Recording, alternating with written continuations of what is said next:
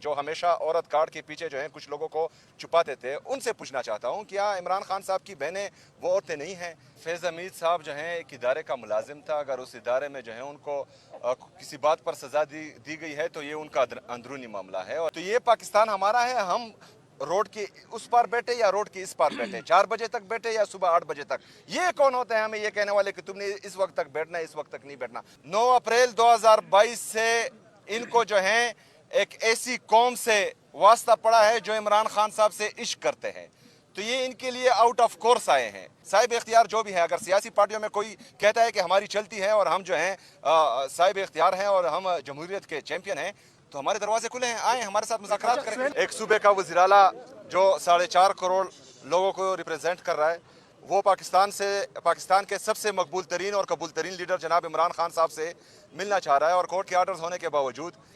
مجھے ملنے نہیں دیا جا رہا، اور کمزرفی کی یہ حالت ہے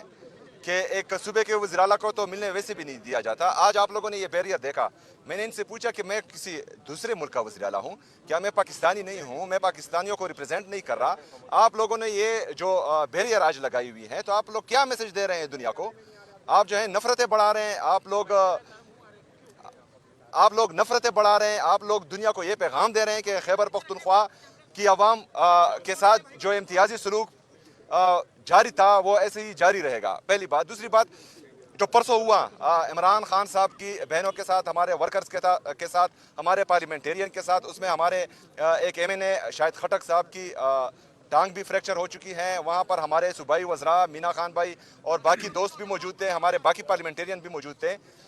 جو بہنیں ہیں عمران خان صاحب کی وہ غیر سیاسی ہیں، وہ سیاست میں جو ہے نہ انٹرفیئر کر رہی ہیں، نہ انہوں نے اس سے پہلے سیاست میں کبھی حصہ لیا ہے، اور ان پر ان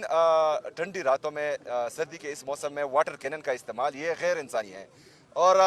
جو ہمیشہ سے عورت کارڈ کھیلتے آئے ہیں، تو اس جعلی وزیر اعلیٰ کی یہاں پنجاب میں حکومت ہے، اور اس کی سرپرستی میں عورتوں کے ساتھ یہ ہو رہا ہے جو انتہائی افسوسناک ہے۔ تو میں تمام ہمارے جو ہیومن رائٹس کے علم بردار ہیں، ہمارے جو صحافی برادری ہے جو ہمیشہ عورت کارڈ کے پیچھے جو ہیں کچھ لوگوں کو چھپاتے تھے، ان سے پوچھنا چاہتا ہوں کیا عمران خان صاحب کی بہنیں وہ عورتیں نہیں ہیں؟ کیا عمران خان صاحب کی اہلیہ بشرا بی بی، جن کو ناحق قید کیا ہوا ہے، جن کا سیاست سے دور دور تک کوئی لینا دینا نہیں ہے، ان کو جو ہے غیر انسانی طریقے سے جیل کے اندر رکھا گیا ہے؟ ہمارے لیڈر جناب عمران خان صاحب وہ ناحق قید ہیں، وہ جو ہیں اس پر پوری دنیا جانتی ہے کہ یہ پولیٹیکل کیسز ہیں، نہ ان کے کیسز لگائے جا رہے ہیں، ان کو آئسولیشن میں رکھا گیا ہے، ان کے ساتھ جو ہے غیر انسانی سلوک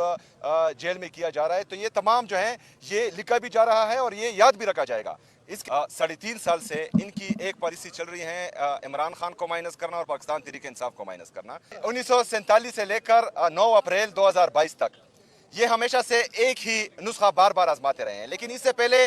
ان کی خوش قسمتی یہ تھی کہ اس وقت کے جو سیاسی لیڈر تھے وہ جعلی لیڈر تھے، ان کے جو سیاسی کارکن تھے وہ ابن الوقت چڑھتے سورج کے پجاری تھے۔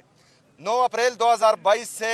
ان کو جو ہیں ایک ایسی قوم سے واسطہ پڑا ہے جو عمران خان صاحب سے عشق کرتے ہیں، تو یہ ان کے لیے آؤٹ آف کورس آئے ہیں، اور عشق جو ہے وہ نہ دبتا ہے نہ گھٹتا ہے، وہ ہمیشہ بڑھتا ہے۔ صاحب اختیار جو بھی ہیں، اگر سیاسی پارٹیوں میں کوئی کہتا ہے کہ ہماری چلتی ہے اور ہم جو ہیں